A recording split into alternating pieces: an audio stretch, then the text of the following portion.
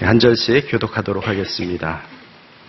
너는 간음하지 말라는 옛 사람들의 말을 너희가 들었다. 나는 너희에게 말한다.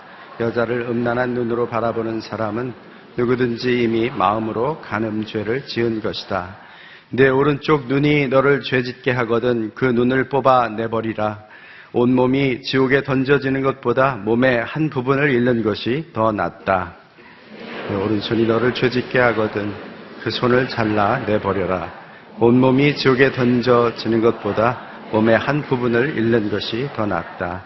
아내와 이혼하는 사람은 이혼 증서를 주어야 한다는 말이 있다. 그러나 나는 너희에게 말한다. 음행한 경우를 제외하고 아내와 이혼하면 그 아내를 간음하게 만드는 것이다. 또 누구든지 이혼한 여자와 결혼하는 사람도 간음죄를 짓는 것이다. 아멘. 이 시간에는 부천연합 찬양사역팀 찬양 이후에 준비된 영상과 이재훈 목사님 말씀 선포해 주시겠습니다.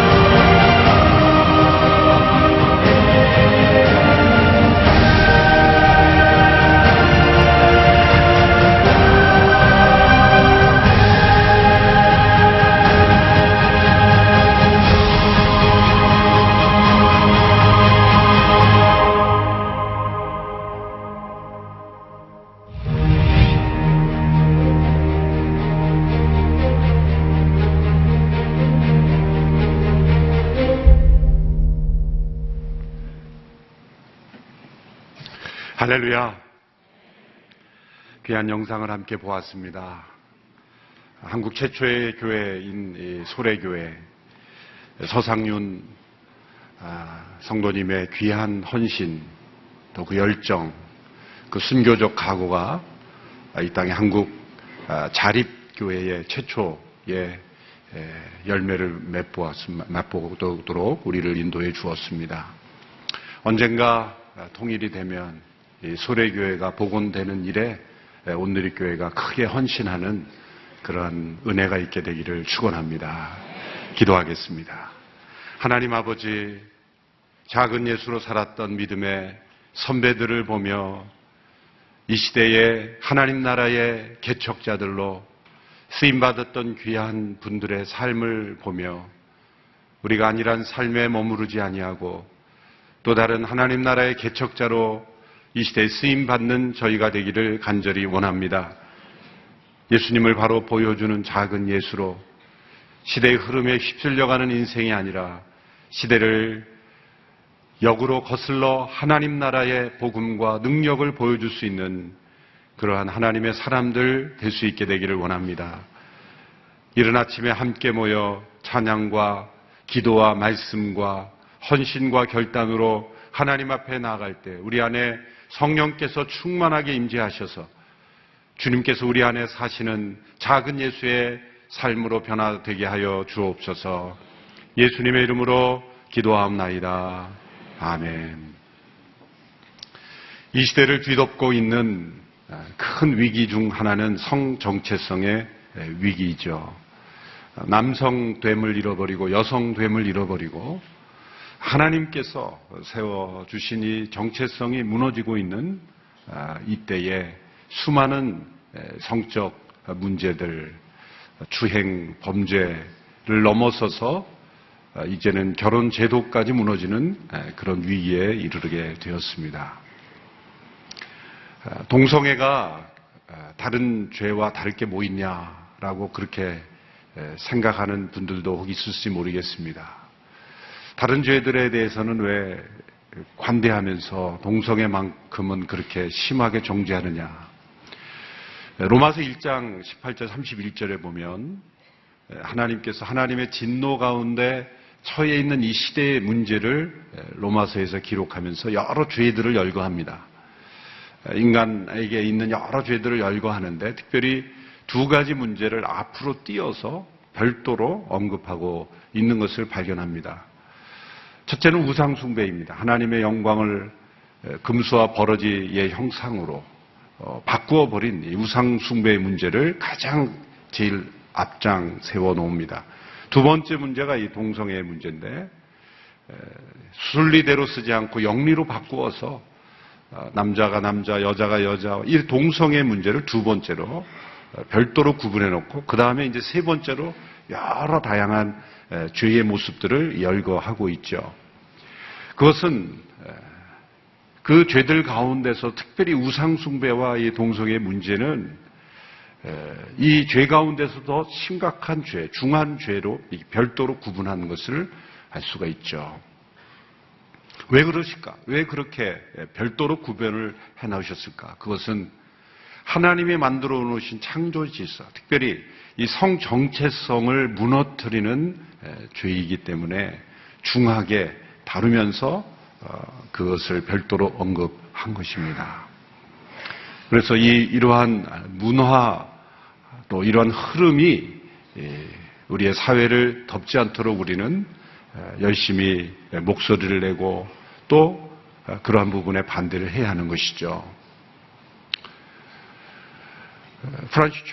프란시스 셰퍼라는 이 시대의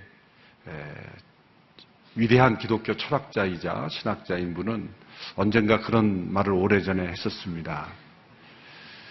언젠가 눈을 떠보면 우리가 알던 미국이 아니게 되는 날이 오게 될지도 모르겠다. 그런 염려를 수십 년 전에 했습니다. 지금의 미국이 그런 사회이죠. 동성 결혼이 합법화된 사회가 되고 그것을 축하하는 불빛을 백악관에 비추면서 그들의 상징인 레인보우를 백악관에서 그 건물을 비추면서 축하하는 그런 메시지를 보내는 사회가 되어버린 프란시스 셰퍼라는 그 한 시대의 기독교 철학가가 염려했던 그 시대가 수십 년 안에 다가온 거죠. 그래서 우리는 또 이런 염려를, 동일한 염려를 해야 되는 거죠. 기도의 제목으로. 언젠가 우리가 알던 한국이 아닐 수 있게 될 수도 있기 때문에 우리가 이런 부분에 깨어서 기도하며 우리가 함께 나아가야 하는 것입니다. 동시에 그렇다면 어떻게 이것을 변화시켜 갈 수 있을까? 최근에 영어권에서 베스트셀러로 많은 사람들에게 읽혀지고 있는, 큰 영향력을 미치고 있는 책이 있습니다. 영어로는 Unlikely Convert, 이렇게 우리말로도 뜻밖의 회심으로 이렇게 번역이 된 책입니다만은 한 동성 연애자인 여교수의 회심 이야기를 기록한 책입니다.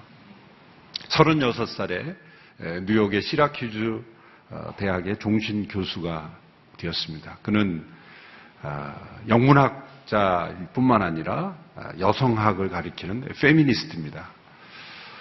철저하게 유물론적 세계관에 사로잡힌 여성 해방운동가다, 이렇게 보면 됩니다. 그의 파트너는 역시 환경운동자였고 여성이죠. 환경운동자로서 철저한 유물론자인 그런 파트너와 함께 동거하는 생활을 하고 있었던 여인이었습니다. 그의 생각에서 종교는 마르크스가 말한 대로 민중의 아편이다. 사람들로 하여금 의식을 마비시켜서 그렇게 따라오게 만드는 아편과 같은 것일 뿐인, 그의 생각 속에는 철저하게 교회는 폐쇄적인 집단이고 그리고 아주 꽉 막힌 그런 공동체다라는 생각을 가지고 있었던 사람이었습니다. 지역신문에 그 교수가 글을 하나 썼는데 그 당시에 있었던 이 Promise Keepers, 그 남성운동이죠. 남성 순교운동, 남성운동을 비판하는 글을 지역신문에 그 교수의 이름이 로자리아 버터필드라는 그 여교수인데 그 로자리아가 그 글을 신문에 냈는데 엄청난 반향이 일어났죠. 찬성과 반대. 두 그 반응이 동시에 일어났는데 한쪽은 찬성이고 한쪽은 반대입니다. 그래서 자신의 책상에 두 개의 박스를 놓고 찬성하는 박스, 반대하는 박스, 이렇게 해서 편지를 이제 구분하기 시작했습니다. 그런데 어느 한 편지는 어느 쪽에도 넣을 수 없는 그러한 그 편지가 있었습니다. 그것은 그 시라큐즈 개혁장로교회 담임 목사인 케넷 스미스라는 그 목사가 보낸 편지인데 찬성으로 집어넣기도 힘들고 반대에도 집어넣기가 힘든 거예요. 근데 내용은 반대입니다. 반대요, 항인데 반대쪽에 넣을 수 없는 것은 다른 편지에서 느낄 수 없는 그 따뜻함과 정중함과 그 예의와 그 철저한 논리가 숨어 있는 그 편지였기 때문에 쉽게 반대쪽으로 버릴 수가 없었던 거예요. 그래서 책상 위에 몇 줄을 놓고 고민한 거예요. 그래서 찬성, 반대 어느 쪽에 넣을 수 없어서 쓰레기통으로 이제 던져버렸는데 또 퇴근해서는 다시 쓰레기통에서 꺼내서 다시 또 그 책상 위에 놓고 이렇게 그 편지를 가지고 엄청난 그 지적인 고민을 하게 됩니다. 이 여교수는 엄청나게 논리적인 사고를 하는 사람이기 때문에 논리적 질문으로 접근을 하는 사람들과는 대화를 할 수 있었던 사람이었습니다.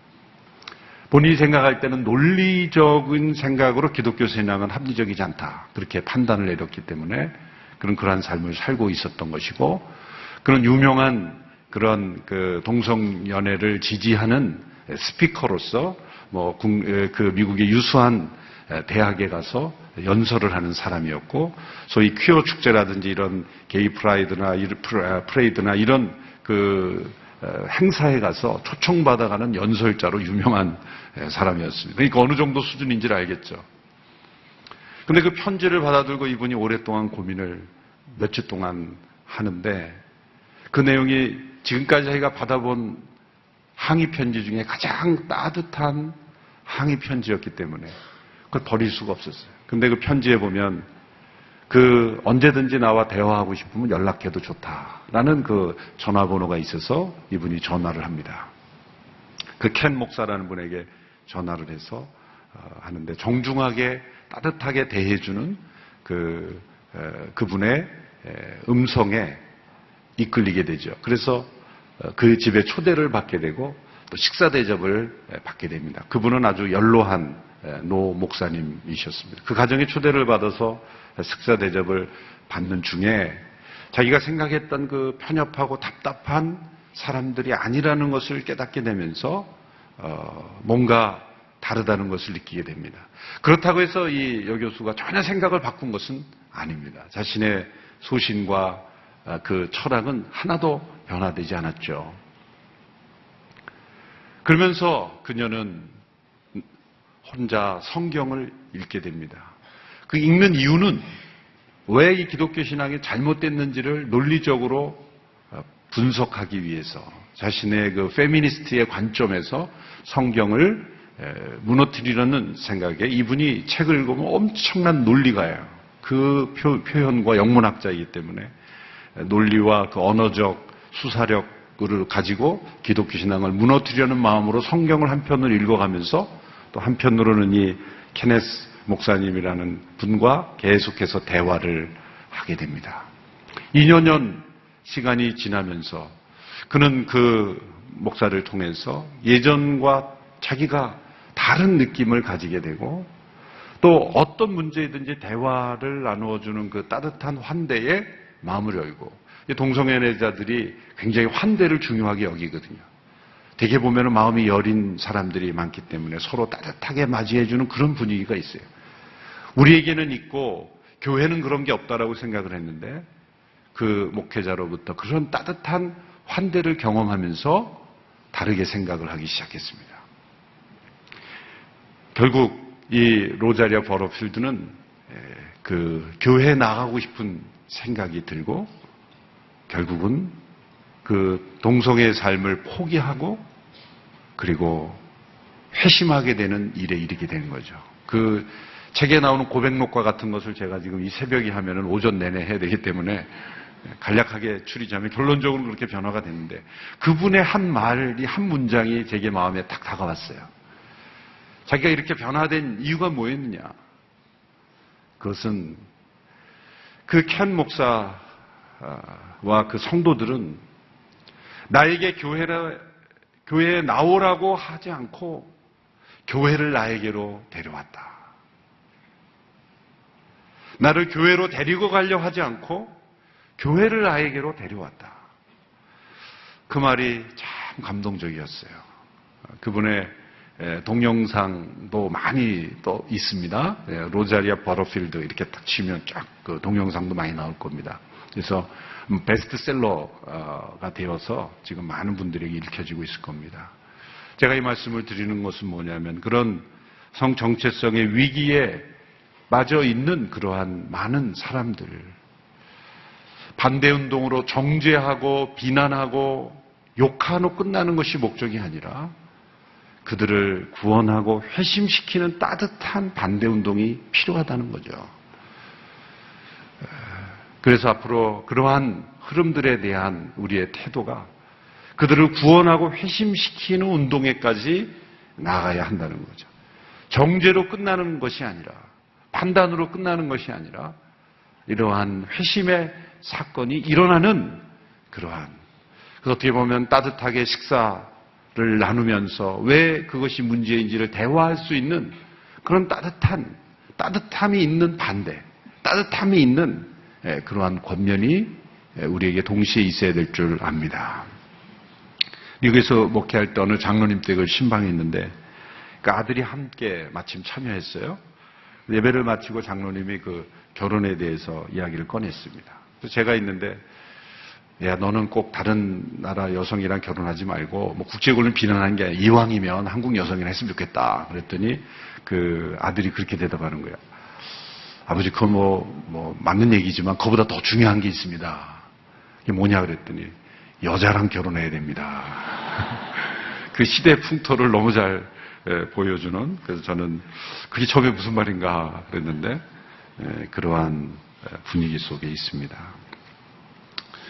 예수님께서 오늘 이 간음에 대한 말씀을 주셨습니다. 그리고 이혼에 대한 말씀을 주셨습니다. 성령께서 임하셔서 예수님을 닮아가고 예수님을 보여주는 삶을 살아가는 사람은 에서처럼 팥죽 한 그릇에 하늘로부터 받은 장자의 축복을 팔아넘긴 그러한 인생이 아닙니다. 또한 축복을 가로채기 위해서 거짓말로 가족을 속인 야곱의 그러한 모습 또한 아닌 것입니다. 우리 안에 있는 자신의 욕망에 휘둘리는 인생이 아니라 그것을 다스리는 인생, 그것을 말씀하시는 거죠. 이 왜곡된 욕망은 동산 중앙에 있는 나무의 실과를 먹지 말라라고 하시는 그 하나님의 말씀을 어길 때부터 인간의 정체성이 무너진 것으로부터 시작되는 거죠. 하나님으로서의 그 하나님 되심, 그리고 우리 인간의 인간됨, 그 인간의 정체성이 무너질 때 인간 안에 있는 모든 그런 욕구의 그 가이드라인이 무너진 것이죠. 그로 인해서 이 모든 정체성의 위기가 생겨난 것입니다. 예수님께서는 그 당시에 사람들이 율법에서 가르치는 바를 가르치고 있는 것을 다시 교정해 주셔서 올바른 교훈을 주고 계시는 것을 계속합니다. 27절, 28절의 말씀을 보십시오. 함께 읽겠습니다. 시작. 너는 간음하지 말라는 옛사람들의 말을 너희가 들었다. 그러나 나는 너희에게 말한다. 여자를 음란한 눈으로 바라보는 사람은 누구든지 이미 마음으로 간음죄를 진 것이다. 분노가 곧 살인이다라는 예수님 말씀이 어제 있었습니다. 외형적으로 사람의 생명을 해치는 것만이 살인이 아니라 그 마음에 일어나고 시작되어 살인을 만들어냈던 분노 자체가 이미 살인한 것이다. 살인죄를 예수님은 그 마음의 문제로, 그 동기의 문제로 더 깊이 말씀하신 거예요. 천국의 윤리에서는 외형적인 살인, 형법상의 살인만이 아니라 마음속의 분노와 미움도 하나님 나라에서는 살인의 영역에 속한다 라는 원리가 동일하게 여기에 들어가 있는 것이죠. 여성을 음란한 눈으로 바라보는 사람은 이미 마음으로 간음죄를 진 것이다. 예수님은 모든 인류의 남자들의 문제점을 정확하게 알고 계신 것입니다. 남성에게는 이 시각이 매우 강력한 영향력을 미치는 것입니다.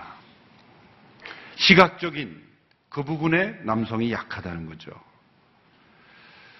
눈이 통제되지 않는 사람은 이미 마음에 간음한 자다. 마음이 눈을 통제하지 못하고 눈이 마음을 이끌어갈 때 생기는 문제점을 예수님께서 말씀하신 것입니다.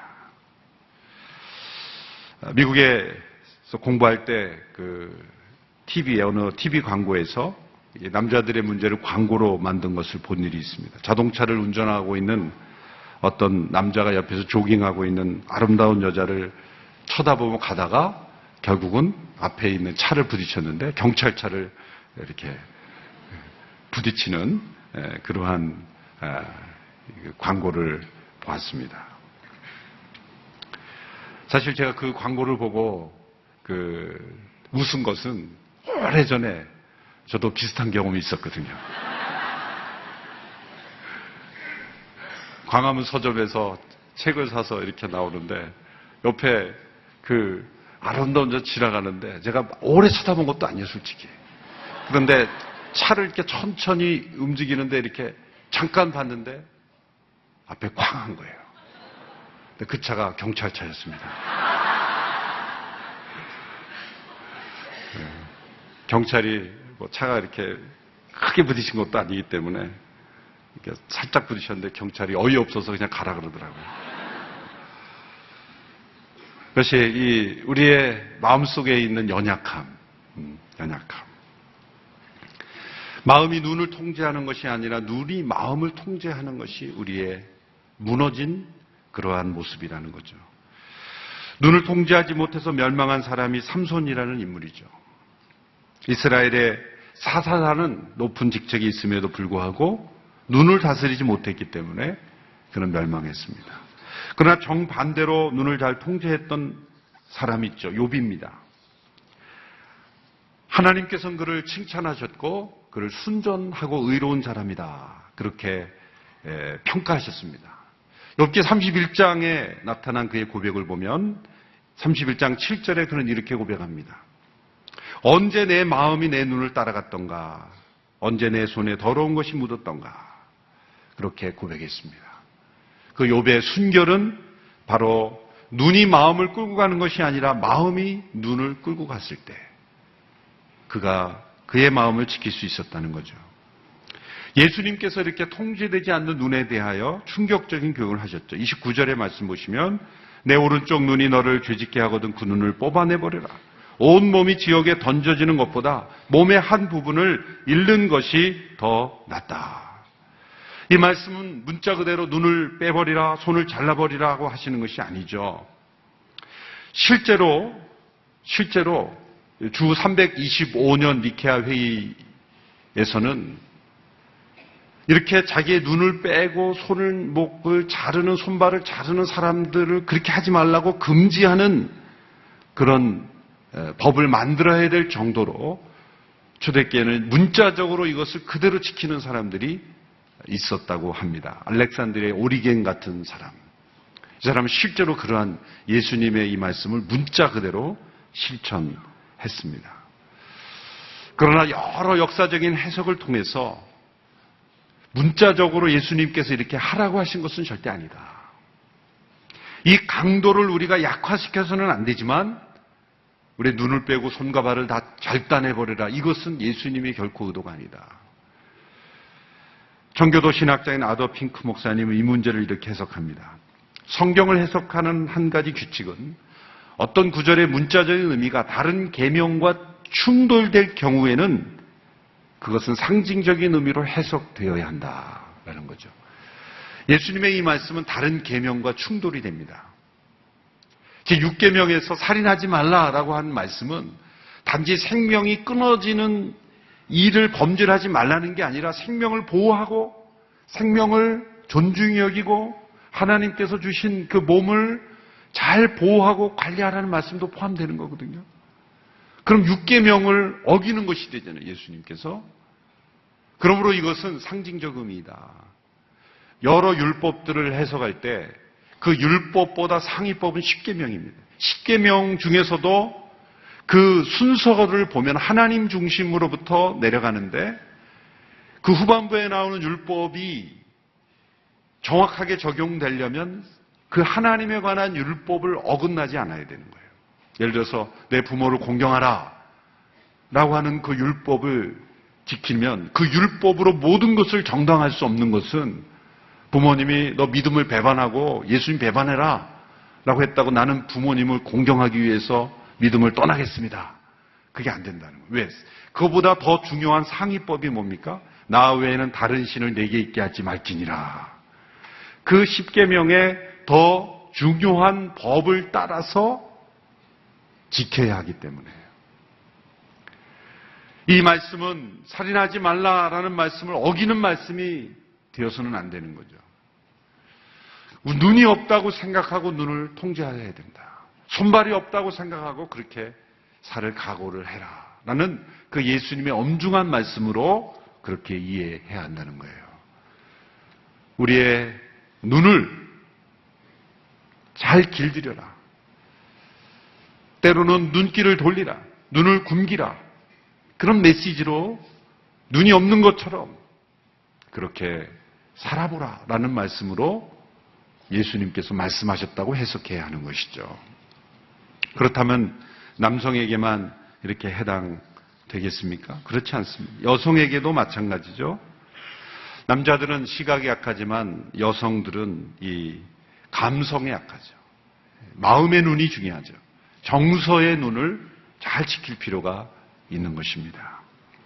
남자가 순결을 지키는 것이 눈을 지키는 것부터 시작한다면 여성이 순결을 지키는 것은 이 마음의 눈을 잘 지키는 것으로부터 시작된다라고 말씀하고 계신 것입니다. 예수님께서는 31절부터 32절까지의 이 문제를 이혼이라는 이슈와 연결시켜서 말씀하시면서 결론을 내립니다. 31절부터 32절 말씀 우리 같이 읽겠습니다. 시작. 아내와 이혼하는 사람은 이혼 증서를 주어야 한다는 말이 있다. 그러나 나는 너희에게 말한다. 음행한 경우를 제외하고 아내와 이혼하면 그 아내를 간음하게 만드는 것이다. 또 누구든지 이혼한 여자와 결혼한 사람도 간음죄를 짓는 것이다. 이 유대랍비들은 이렇게 해석했습니다. 누구든지 아내를 버리려거든 이혼 증서를 주라. 이 말씀은 신명기 24장 1절에 기초한 말씀입니다. 신명기 24장 1절에 보면 이런 말씀이 있습니다. 사람이 아내를 취하여 데려온 후에 수치되는 일이 그에게 있음을 발견하고 그를 기뻐하지 아니하거든 이혼 증서를 써서 그 손에 주고 그를 자기 집에서 내어 보낼 것이요. 이 신명기에 나타난 이 제도는 당시에 완악한 남자들, 여성을 물건 취급하는 나쁜 남자들로부터 여인을 보호하기 위해서 주신 제도입니다. 전통적으로 지독히 남성 중심이었던 고대 사회에서 여성들이 버려지는, 물건처럼 버려지는 그러한 풍토가 있었기 때문에 그들을 보호하기 위해서 너희들이 그 완악함 때문에 그냥 여성을 보내지 말고 이혼 증서를 써줘야 된다. 그래야 그 여인이 보호를 받는다. 라는 그런 완악함 때문에 불가피하게 세워진 제도였다는 거예요. 그런데 유대 랍비들이 이것을 어떻게 악용했습니까? 도리어 그것을 이용해서 누구든지 이혼 증서만 써주면 언제든지 여자를 버릴 수 있다라고 그렇게 해석을 한 거예요. 그래서 그것을 더 확대시킨 거죠. 자신의 마음에 들지 않으면 언제든지 내보낼 수 있다라는 제도로서 이혼 증서를 사용했던, 여전히 남성 중심의 폭력적인 제도라고 말할 수가 있는 거죠. 그것을 예수님께서 비판하신 거예요. 당시에 그 유대 랍비들 중에서 한 hilel 학파라고 중요한 그 학파의 사람들이 만들어 놓은 규정을 보면 기가 막힙니다. 그들이 강제로 여자를 내보낼 수 있는 조건들을 다음과 같이 만들었어요. 한번 제가 예를 읽어볼게요. 아내가 소금을 너무 많이 쳐서 음식이 너무 짜서 못 먹게 만들었을 경우 이 이혼 사유가 됩니다. 수건을 쓰지 않고 대중 앞에 나타났을 경우, 거리에서 다른 남자와 이야기했을 경우 이 이혼 사유죠. 시부모에게 무리하게 말했을 경우, 다른 여인은 매우 아름답게 보이는데 그런데 매력 없어 보일 때 내보낼 수 있는 이혼 증서를 써줄 수 있는, 그게 이제 사유로 써줄 수 있는 거죠.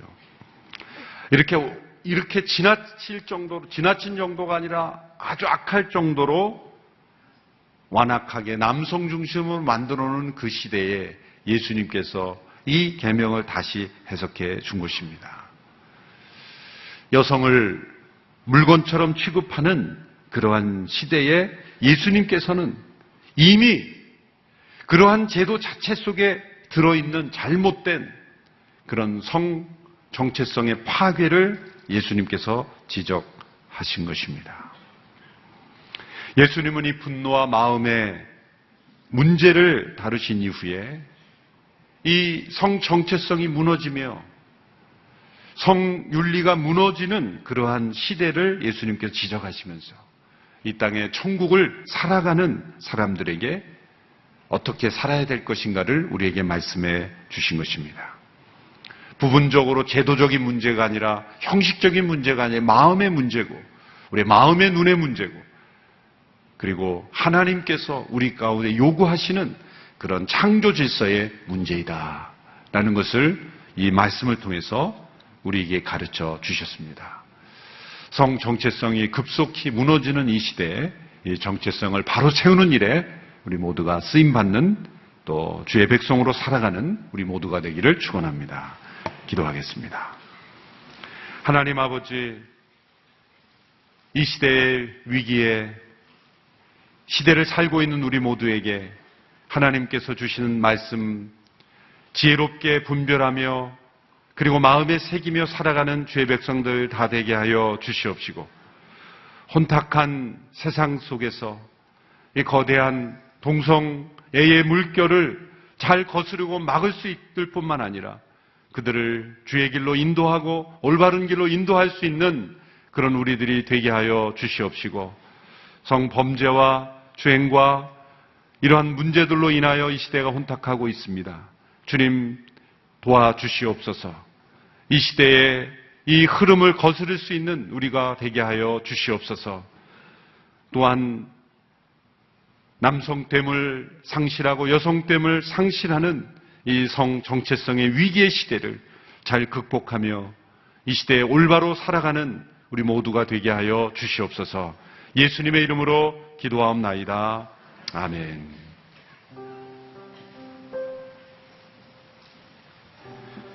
우리 같이 기도하기 전에 다 같이 일어나서 우리 내 안에 사는 이 찬양하고 우리 기도하도록 하겠습니다.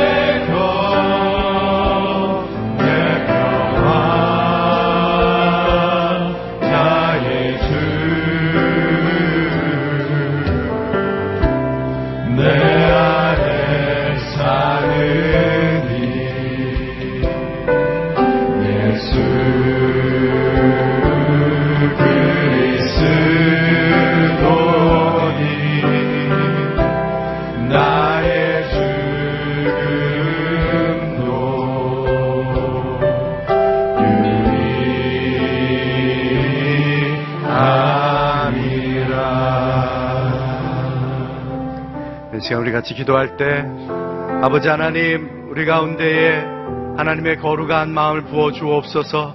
우리가 이 땅 가운데에 살면서 예수 그리스도의 순결한 모습을 보여드린 하나님의 사람들이 되기를 원합니다. 너희는 나의 소유된 백성이요 거룩한 나라로 하나님께서 불러주셨사오니 이 땅 가운데에 우리의 마음, 우리의 생각을 주장하여 주셔서 우리의 삶이 주님 앞에 붙들린 삶을 살게 하여 주옵소서. 정결한 삶을 살게 하여 주시옵소서. 함께 동성으로 기도하며 나아가겠습니다. 아버지 하나님 감사합니다. 오늘도 저희들에게 주신 말씀을 인하여서 아버지 하나님, 하나님의 은혜를 얻고 주님께서 부어주신 그 은혜를 이 세상 가운데 드러내며 살아가는 삶을 살기를 원합니다. 우리의 생각과 우리의 마음과 우리의 뜻이 주님 앞에 온전히 붙들린 삶을 살게 하여 주시옵소서. 온전히 거룩하고 순결한 하나님의 사람들로 살게 하여 주시옵소서. 그리스도의 승부로 우리를 불러주셨사오니 이 땅 가운데에 아버지 하나님의 거룩이 흘러감의 통로가 되게 하여 주시옵소서. 우리의 삶 속에 있는 모든 부정한 것들을 나타낸 예수 그리스도의 거룩한 보혈로 우리를 정결케 하여 주옵소서. 씻어 주시옵소서. 깨끗게 하여 주시옵소서. 우리의 삶 속에 모든 더러움들이 그리스도의 이름으로 떠나가게 하여 주옵시고 하나님의 은혜가 우리 가운데 임하여서 이 세상 가운데에도 세상에 물들지 아니하고 세상 가운데 하나님의 거룩함을 흘려보낼 수 있는 주의 사람들로 삼아 주시옵소서. 오늘도 우리 가운데 거룩한 영으로 충만케 하여 주셔서 하나님의 은혜의 사람들, 하나님의 사랑의 사람들, 아버지 하나님께서 부어주시는 거룩의 사람으로 살아갈 수 있도록 오늘도 주의 은혜를 부어 주옵소서. 아버지 하나님 감사합니다. 주신 말씀 아버지 하나님, 우리 가운데에 주의 거룩함으로 순결함으로 살도록 부르신 것을 다시 한번 기억하며 하나님 앞에 저희의 삶을 드리기를 원합니다. 주님, 주의 영으로 부어 주옵소서. 세상에 살기에 세상에 타협하거나 세상 속에 더러운 가운데에 같이 묻혀 지내는 자 되지 않게 하여 주옵소서. 우리 안에서부터 예수 그리스도의 순결한 거룩한 생명의 영으로 허락하여 주셨사오니 그 생명이 열매를 맺게 하여 주옵시고 우리의 삶을 통하여 세상을 변화시켜 나아가는 하나님의 백성 삼아 주시옵소서. 오늘도 그렇게 주님께 부름받은 대로 다시 한번 하나님의 마음을 붙들고 주님께 부어주신 그 순결함으로 살아가기로 작정하는 하나님의 사람들, 주님께서 새롭게 하여 주옵소서. 변화시켜 주시옵소서. 하나님의 능력으로 오늘도 승리하며 살게 하여 주옵소서. 이제는 우리 구주 예수 그리스도의 은혜와 하나님 아버지의 사랑하심과 성령의 교통 역사하심, 오늘도 하나님의 사람으로 거룩한 백성으로 주의 신부로 순결함으로 살아가기로 다시 한번 마음을 새롭게 하기 원하는 이 자리에 머리 숙인 주의 백성들 위에와 주의 몸된 교회 위에 이제로부터 영원토록 함께 하옵시기를 간절히 축원하옵나이다. 아멘.